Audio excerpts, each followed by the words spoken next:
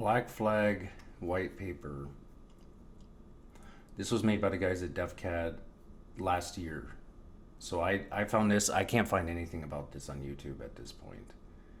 Um, Although there's tons of like print, shoot, repeat is pretty cool, and some of those guys. So this was released by the guys at DefCad. A primer on copyright in 3D guns, which is actually fairly important, I think. If you know the grand scope of what DRM is and what it's become and how it can be used and what it is in consumer products, all the way to how it can be abused in the court system, then basically what you understand is that what the hell does intellectual property have to do with the Second Amendment, right? Those are like people that don't like, what the heck? Those are completely separate things. It's like, well, not exactly, or kind of, but that intellectual property debate touches everything. It literally touches everything in the digital millennium. Okay, so this was released by the guys at DefCad. They have the logo here that they put on the Mark II of Jay Stark's weapon, the FGC-9. This is the Mark II. So you see the DefCad, you see that logo here. I mean, and then you get like the Uratu, which is the Brazilian design, supposedly kind of like the Mark III of Jay Stark's concept, which was a fully functional, possibly automatic firearm made from nothing than a printer and things you get at Home Depot. That was the concept. Possibly even completely made if you have the ability to make like steel tubes. Okay, so then this was released last year. Black Flag. When Zarathustra's three apes founded the catalog in June of 21, they did not know yet they had killed Jay Stark. Their founding manifesto was a confused but earnest refutation of digital rights management written for AmmoLand, which is one of those like gun rights magazines. But the thing was, it was actually, I read this too. Their refutation of DRM was pretty. It was like, it sounded, if you read that, it sounded like they were against it. Here, I can pull that up. Hold on. The threat of DRM infused home gun building. 1 second. So, here it is.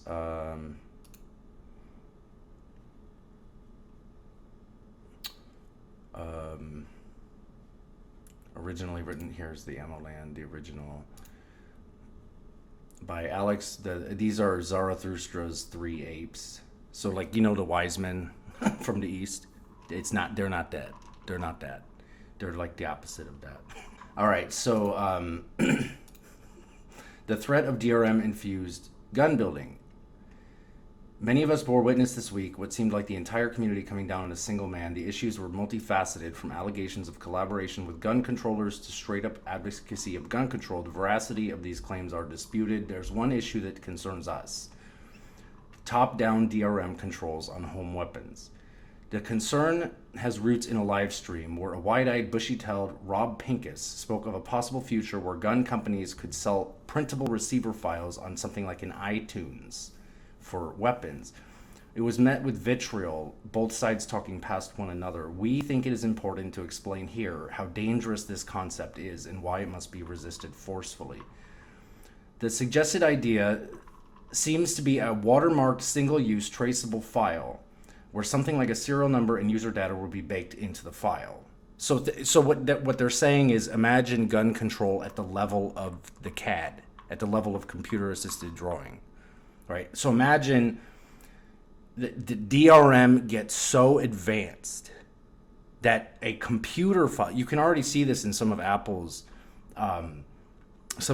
like they have a chip next to the chip, right? So like there's a chip next to your CPU, so it looks at the code that's being executed and it detects certain kinds of files. Like I'm not a computer engineer, but the DRM is getting so sophisticated that they're trying to make computer files that cannot be copied without the closed source proprietary operating system granting explicit approval from a manufacturer or a rights holder. So if you follow that so far, you could basically establish control of guns at the intellectual property level of the blueprint schematic in a computer file. Because, I mean, computers are used to manufacture everything now. I mean, unless you're using a hammer and a chisel, you're basically using a computer for almost anything these days. So that's the concept, and that's the danger, is this DRM. That's protected by law, by the way. Breaking DRM is federally illegal ever since the DMCA. It is very illegal to break DRM, which is an absolute just travesty of American law. I don't know how Clinton signed that. I don't know. I was a child when that was signed. It's a horrible bill that it never should have passed. I don't know how it's still on the books. Whatever. Something worth an identifying number printed into the part. Okay, so basically they're saying a DRM approach to the files that contain the blueprints for gun parts threaten these rights. In order to be effective, they would have to obliterate any semblance of free exchange of information, not to mention any privacy that making a weapon at home currently offers. Whatever this identifying information could be, serial numbers, user data, etc., in the file would be tied to the end user's personal identity. This would make file sharing, if it were even possible. You know how difficult it's getting now. I mean, BitTorrent's still there. The Pirate Bay is still there. There's a tracker in Russia that's pretty good. But it's like most people, especially like young people, don't really know what it is. It was kind of a flash in the pan from, the Napster, then the LimeWire, the FrostWire, the whatever, Kazaa, BearShare, all of those things. And then BitTorrent replaced all of them for the most part. But now it's like, well, BitTorrent's still there, but not many people use it or know about it. Well, because they can't like, you can't really shut it off, but they can blow up trackers, like when they raided those guys in Sweden in 2006. If file sharing were even possible in this future, it would be problematic. Proactively creating a gun registry before the guns even are made, like before the guns even exist. Because the registry would be the files to create them, and the files would be unable to be copied, and they would be protected by DRM, and they would be federally illegal to circumvent the DRM on the files. And now they're building computers that can actually detect, right, if you have circumvented that. And so then all they would need to do would be to pass some kind of common sense computing law. I mean, you almost want to laugh. I'm not making this up. This is very possible in the near future. If you know anything about the way DRM functions, and the way information is processed, how many people can just make their own computer processor? Like, nobody. Give me a break. Well, and there's a lot of money to be made with DRM. Think about it. Well, some might not immediately object to having a gun they made irrevocably tied to their, let's say, biometric data. It has serious ramifications when we consider how the anti-gun site has operated in the past. We openly fight against gun registries all the time. This suggestion of DRM on the files themselves would necessitate the existence of the gun registry through an intellectual property system. Ironically, it wouldn't even be the Second Amendment debate. It would be using intellectual property rights. The very thought, you know how the FBI warning says no unauthorized reproduction? Well, you can say that about any computer file. The very thought of this idea invites the type of underhanded cronyism that keeps Californians from buying new handguns. In California, long before effective microstamping technologies ever existed, yada yada. The concern we have, if this DRM approach to home gun building is anyway acceptable, politicians will latch onto it, create proof of concept, which government would require, which would raise costs, but murder the purest form of exercising the right to self-defense. This technology doesn't quite exist yet. It's not far out. It's not that far off the horizon. If you understand the way things are going with intellectual property and computing. Okay, so these guys wrote this article in April of 2021. And DefCad last year says when these three apes founded the catalog, they had already killed Jay Stark. Their founding manifesto, which is that article I just read, was a confused, earnest refutation of DRM written for AmmoLand. In 2021, they got the first test of these values when Every Town is Newtown, the gun control group, sent a takedown, a DMCA notice to DefCad for the removal of catalog files. Do you know what that is? Do you know what that is? So they said they put in mockery, in a form of mockery, they put Every Town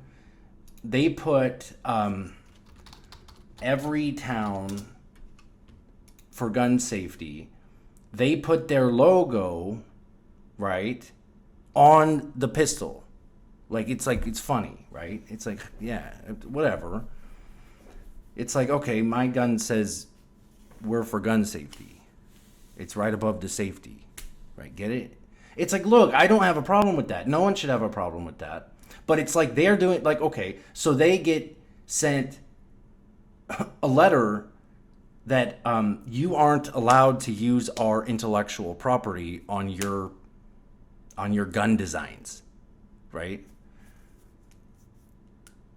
And okay, so the FPC, or the Firearm Coalition, Protection Coalition, whatever it is, came together to organize the first intellectual property claim in the history of homemade firearms, and it would not be the last. All rights reversed. 1 year into the Every Town is Newtown, whatever, for gun safety litigation, the loudest and largest of the three ape men made dueling copyright statements to DefCad, doxed by Odyssey themselves. So a lot of these are hosted on Odyssey, because you can't host these on YouTube. And embarrassed at having no role in the case, the director of the catalog claimed that the FGC9 under a dignitary theory of copyright. So this was spearheaded by the guy that died in the German cop car, right? Jay Stark he had a stroke, right, in a German cop car. So that was his project, okay? And then the catalog said, well, that's ours now, right? It's like, we homesteaded it. I don't really understand the concept here. Okay, doing what he was told, the secretary of the catalog quietly claimed the TAC Daddy, that's a TAC 11, under the intellectual theory of copyright. Let's examine their claims. Okay, since 1710, I have a video on the DMCA that I made. These arguments for copyright, it has some of Lessig's work in it. Because the catalog pretends to have no economic interest in maintaining copyright, we will address their moral and non-economic property claims. Okay, Donaldson v. Beckett is the English tradition view of copyright, right?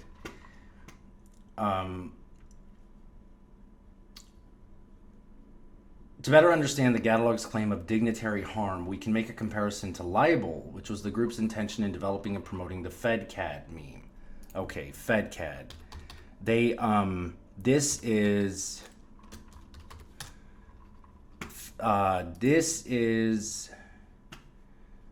a meme site that is kind of like this could really exist and you should be worried. It's like DefCad. It's FedCad, the Federal Copyrighted Weapons Database.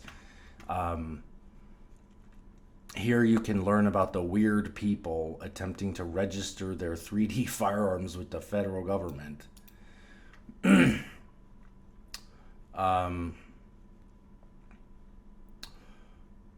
Yeah. And you can see some of the guys that are trying to say you have to pay me to print that weapon. You can see some of these guys here. Okay. So this is like a meme, kind of a meme site. This could really exist. You should be concerned. But at the same time, Why would I want to register depictions of 3D gun models? You want to deceive people, or you enjoy registering your criminal activity with the federal government. Or you might want to invite the federal government into places that previously were not policed. There are tax lawyers in Florida that could try to help you with this.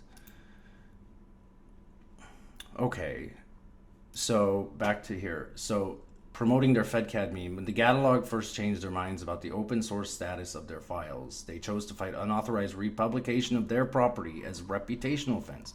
So something like defamation or libel. I'm not okay with Cody using DefCad. That's Cody Wilson of The Liberator. I'm not okay with Cody using DefCad as a tool to threaten and manipulate developers to get what he wants. I'm going to need all my files, including the FGC9, completely removed from the site. Not archived, but removed. I do not want to be forced to publicly disavow DefCad, but if you make it impossible to remove whatever mark of approval my account and files visible, I'll have no other course of action. So that's like, I'm going to call a lawyer and I'm going to call a lawyer, dude, and I'm going to say that why is my gun on your website? It's insane. Okay, we see a formula. I'm trying to follow some of this because it's like this. There's no like there's no storyline. Like this is the last 5 years. Okay, there's no like good. No one's kind of made like a this happened and this happened and this happened yet. Because I own the FGC9, you harm my reputation by not respecting my control. Therefore, I will harm DefCad's reputation. Here we run into our first problem. Suppose DefCad pursued reputational damages for the FedCad libel. Does that mean the right being vindicated is a property right? Okay, so these guys, do all three of them live in Florida? And they're trying to say they have like intellectual property of these designs, these CAD designs. An owner's entitlement is enforced by universal right. It's usually understood in modern times like theft and piracy, which it's neither. Which, by the way, it's neither one, and it never was.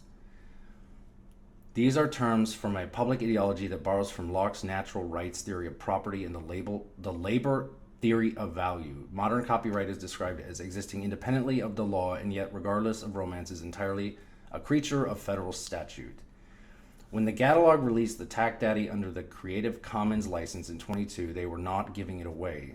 A Creative Commons license is a copyright license. When you use it, you are reserving some rights in your work. Some rights reserved approach to publication is a representation of scale where public domain licenses are the most open and full copyright is the least. The file may be free in terms of price, but it is not free and open source. It still invokes copyright to restrict a user's freedom to modify or reuse the work. This is why Creative Commons licenses are not FOSS licenses. They are copyright licenses that merely reproduce the commodity form and expand the scope of intellectual property. So then you have to talk about so Lessig liked to talk about Creative Commons. If you know anything about Larry Lessig and his work in copyright, which is pretty much fighting Hollywood and about 20 years ago, which really all kicked off with the Napster stuff, like when I was a teenager, but whatever. Gun printing began with FOSS licenses because they invert the copyright law. Yeah, a FOSS like a GPL license. To frustrate state government attempts to control files, Defense Distributed used permissive academic licenses to grant as many rights as possible.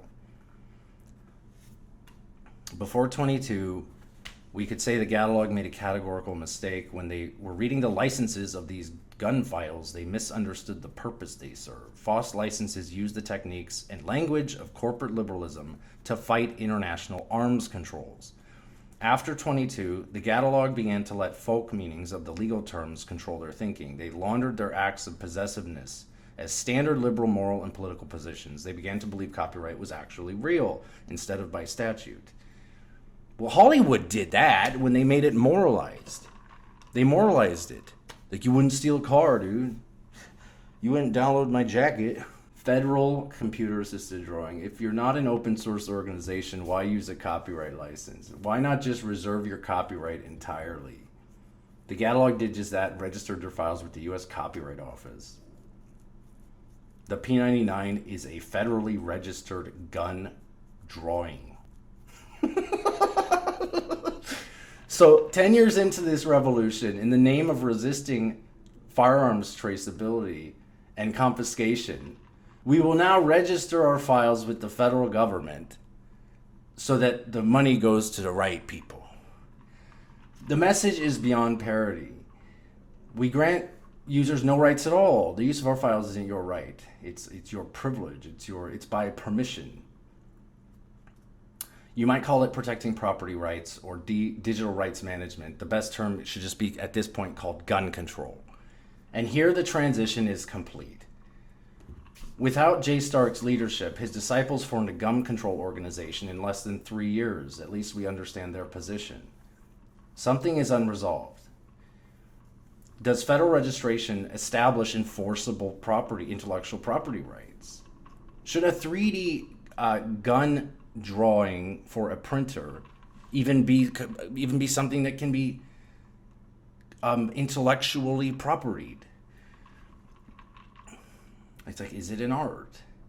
Okay, is a sculpture an art? It's like, sort of. Is the wireframe, is the geometry an art? Okay, it's like, I mean, this was back in the Unix fights with Berkeley Software. This was kind of the discussion. It was like, can you own math? It's like, what? Well, I mean, there's people that say that they own 2 + 2.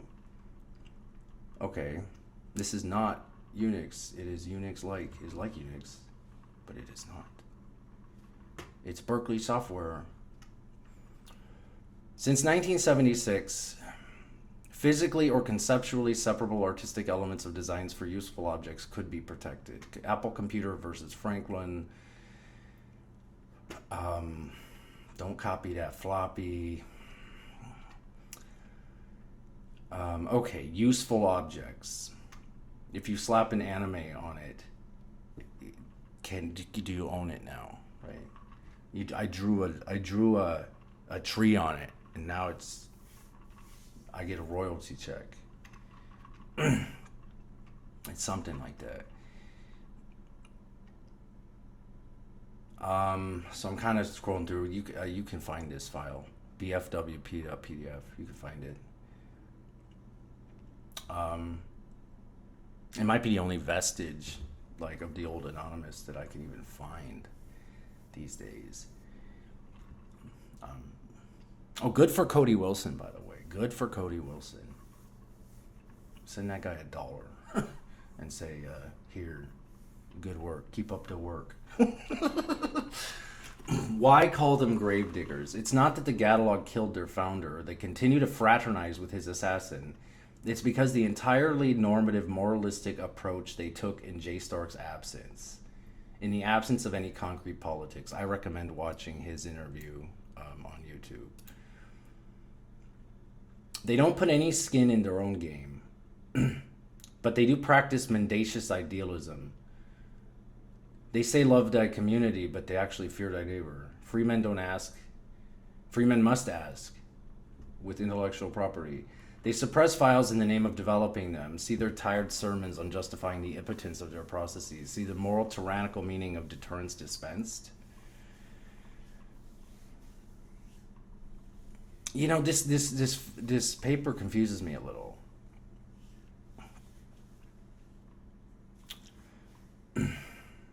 So it's like when you're trying to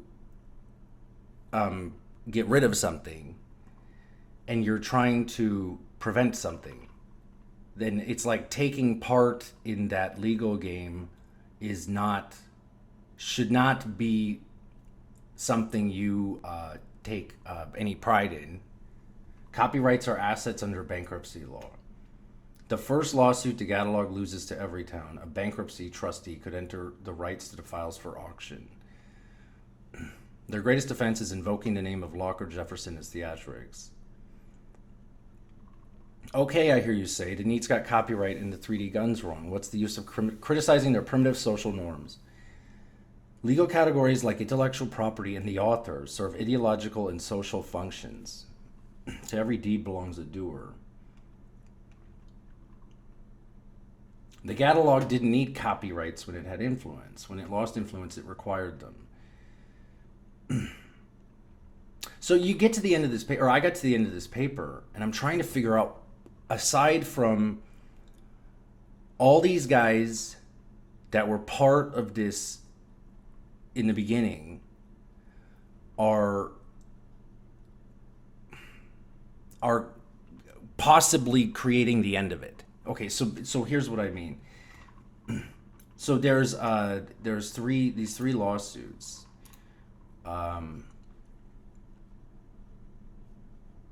Defense Distributed v. Plotkin, which will always live in my heart as Defense Distributed v. Greenwald. The district court has dismissed the case after 5 years of high stakes procedural games. A demand from the Fifth Circuit that the case be returned to Texas. I wonder why. This is the case that will decide if a computer engineered drawing has First Amendment protections. Is it speech? It's geometry. Okay, well, it's like, so you can copyright geometry, or is it speech? Well, if it's a gun, then it's got DRM on it, right?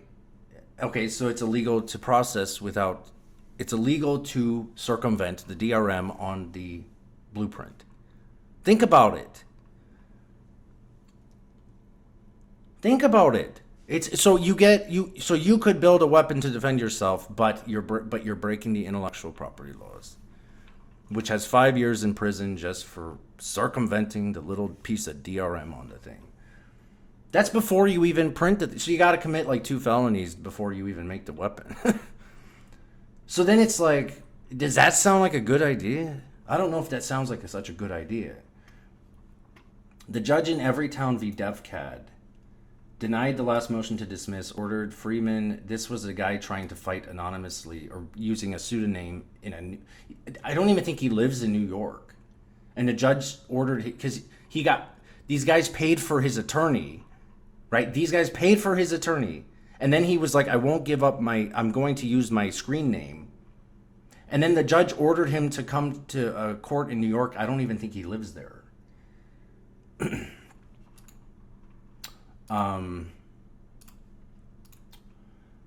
So it's like this fight over the intellectual property of homemade weapon files is getting weird. And I'm trying to follow along because I've been out of the loop for a while.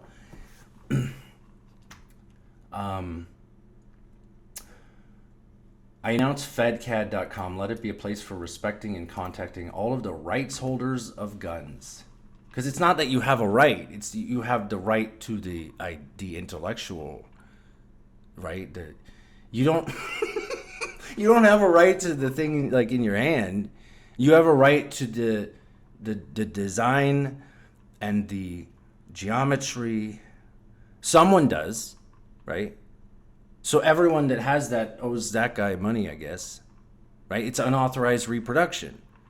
So that's tricky stuff. It's like it's not that you have a right to own the gun. You just can't make an unauthorized reproduction, right? So it's actually, so you could, it's so strange. It's like, no, I own the Glock 9. So everyone with a Glock 9 better have paid me, or they're, right, they have stolen the intellectual property of the Glock. But if they bought it from a third-party vendor, then they are pirating